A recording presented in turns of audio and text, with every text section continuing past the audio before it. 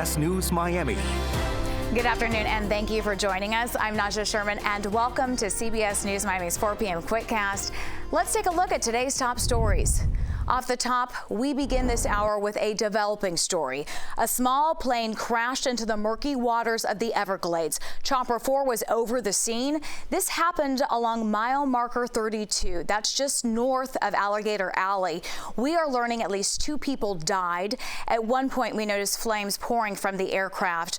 First responders rushed to the scene via airboat. CBS News Miami's Ted Scouten will have the very latest on this story coming up tonight at 5. New details this afternoon on a head-on crash. It involved a Florida City Police sergeant. Police tell us the sergeant has been released from the hospital and he's now recovering at home. Investigators say the sergeant was sitting in the police car on an unrelated call off of North Chrome Avenue, and that's when a driver lost control and crashed into the SUV. The driver has been identified as Giovanni Menendez Simon. He's facing several charges, including driving under the influence and driving without a license. Always alerting, always tracking. This is Next Weather. And taking a live look right now at downtown Miami, windy and warm, but we are getting ready for our next cool front. Let's get right to Next Weather meteorologist Dave Warren with all the details. Hey, Dave. Yes, hello. We can wait for that cooler temperature here. Have to wait a few more days because that breeze, well, it'll continue. It's coming in right from the east, bringing in the warm temperatures, kicking up the surf a bit. 80 with a wind about 17 miles an hour. Gusts have been over 25 miles an hour there, so pretty gusty. There's the next cool front, but that's at the end of the forecast here. Until then, breezy. It might get a little calmer, but still very warm. Near record heat by the weekend here. We're looking at temperatures climbing into the mid-80s here. This is the breeze coming in from the east. Occasionally, you do get a stronger gust, but it's been persistent and will continue. Clouds coming through the area going that way. This is the upper level wind here, pushing these high clouds across the area. No real low clouds, not quite enough moisture here to give us any showers. It's all out in the Gulf. Temperatures are pretty warm still, upper 70s in the Keys, and again, near 80 in Miami. Now this evening, if you're out, it'll be breezy, and the temperatures slowly drop into the still mid-70s there by 10 o'clock tonight. Warm, breezy weather with that moisture sticking around in the Gulf, not coming across South Florida. It's being pushed off to the west here. Now, we will take that breeze out of the forecast some point tomorrow. It might get a little calmer, and even calmer on Saturday and Sunday. But here comes the next front we're watching. Temperatures still very warm. In fact, Saturday to Sunday, the wind turns southwest. That pushes the temperatures up even more. The front finally moves through, but it's not until early next week. Monday, you'll see the temperatures dropping, humidity dropping, and then it'll be a little chill in the air by the morning. But look at the numbers climbing Saturday to Sunday, 83 to 84. Then a big drop on Monday, 72 degrees. Sunday, there's the Miami Marathon. A bit on the warm side for this. Temperatures trying to climb up to mid-80s there in the morning. The ideal temperature for a marathon, 45. That's closer to our record low. We will be closer to the record high for the forecast there on Sunday with that record high in the upper 80s. There will be a big drop in humidity once this front works its way through. Not only will we see temperatures dropping, but the humidity going way down Monday and Tuesday. Nice and comfortable until a little chill in the air. We're starting to see that on Monday when it's a little cool in the morning and you get that low humidity. It turns out to be nice in the afternoon. Pleasant sunshine, just that morning you have to get through. There isn't a small craft advisory through tomorrow morning in the Atlantic waters. The winds east to southeast, 15 to 20 knots, 2 to 4 foot seas. It'll start to get a little calmer here in the Keys, but we still have that small craft advisory off of the Keys. Choppy in those near-shore waters, seas about 3 to 5 feet. The forecast tomorrow, again, above 80 degrees, will push those temperatures up into the mid to low 80s. A few showers start to work into the forecast here, and then we're waiting for the front. Bright sunshine and cooler temperatures after the weekend, starting Monday. All right, thank you, Dave, for the latest. We are hearing from Miami's Aquarium officials. It's after news broke that Miami-Dade Mayor Daniela Levine Cava made steps to consider terminating the park's lease. They released a statement just this morning, and it says in part, "We reiterate our disappointment with how Miami-Dade County has misused the information they claimed they had received from the USDA regarding animal health issues at the Miami Aquarium. The mayor and her staff have never reached out to MSQ to confirm this accuracy of this information before making it public." Yesterday, federal regulators said that the Seaquarium is now in compliance. The move could undo a decision by the county to consider terminating the lease of the dolphin company. It operates the Seaquarium. Former United Nations Ambassador Nikki Haley is insisting that she is not dropping out of the race for the GOP presidential nomination.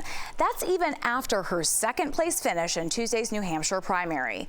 CBS News projects a win for former President Donald Trump in yesterday's contest. CBS News Miami's Natalie Brand reports from Washington.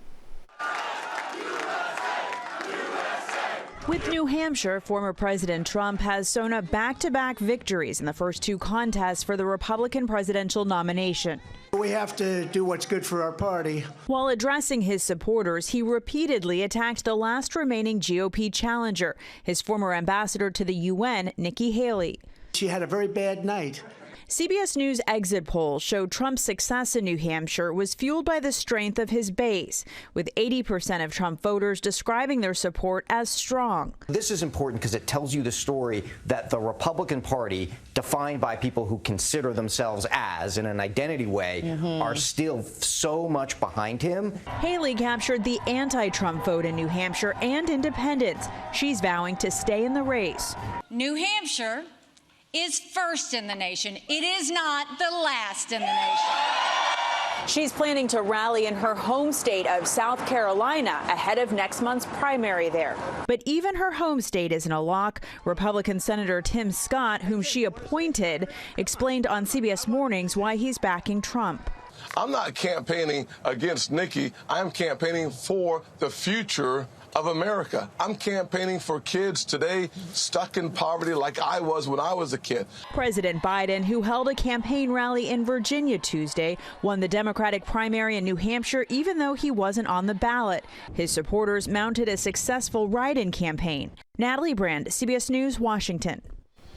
When we come back, what are the best booster seats for your kids? What we learned from a new report. Stay with us. You told us it's the story you care about the most, condo and homeowners association reform. Don't feel like you have a good accountability of where the money's moving and how fixes are getting done. Not at all. Building after building, we saw gaping holes, collapsed ceilings, and flooded floors. You said enough's enough, and your voice was heard. First of all, you have to start with teeth in the law. I'm Joe Gorcho, and I'll show you how lawmakers are biting back in the HOA and condo crisis. Tomorrow night at 5. Welcome back to CBS News Miami's 4 p.m. Quickcast. The Florida Highway Patrol is reminding drivers about the state's move over law. CBS News Miami's Terry Hornstein lets you know why it's so important.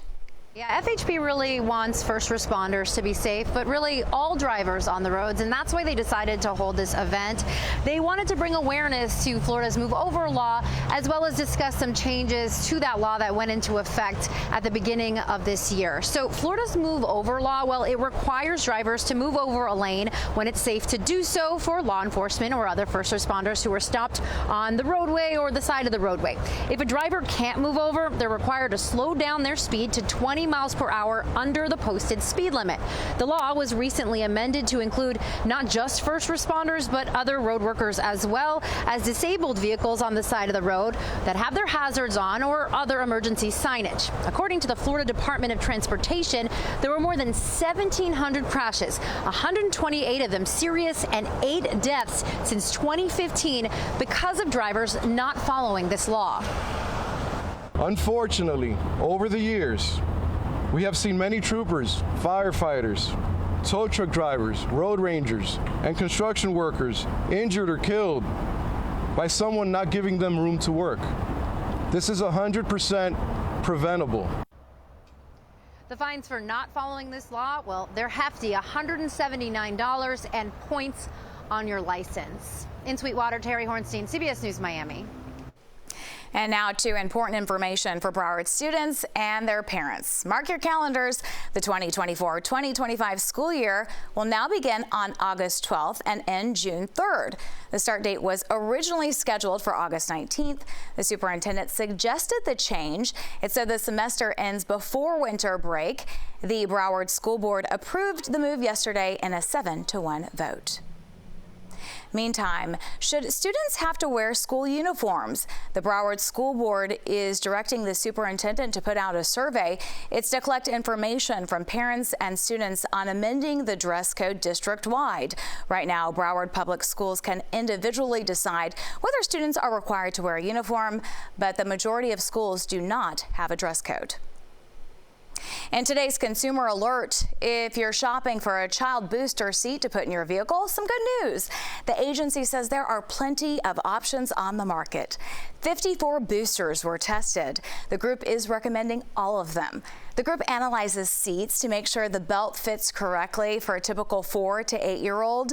They range in price from $25 to $450 and will work in almost any car, minivan, or SUV. Safety experts say a good booster places the belt at the center of the shoulder. And here's what you'll see tonight on CBS News Miami at 5. Boeing backlash. The company's CEO is doing damage control on Capitol Hill. It's after that terrifying mid-air malfunction on an Alaska Airlines flight. What is being done to calm safety concerns tonight at 5? The power of CBS News Miami and the CBS News Miami stream are always at your fingertips. We're on Pluto TV and it's all free, or you can find us on your favorite streaming device with the CBS News app, then click CBS News Miami. That's your CBS News Miami Quickcast. I'm Nasha Sherman. Stay tuned for more news right here on CBS News Miami and have a great day.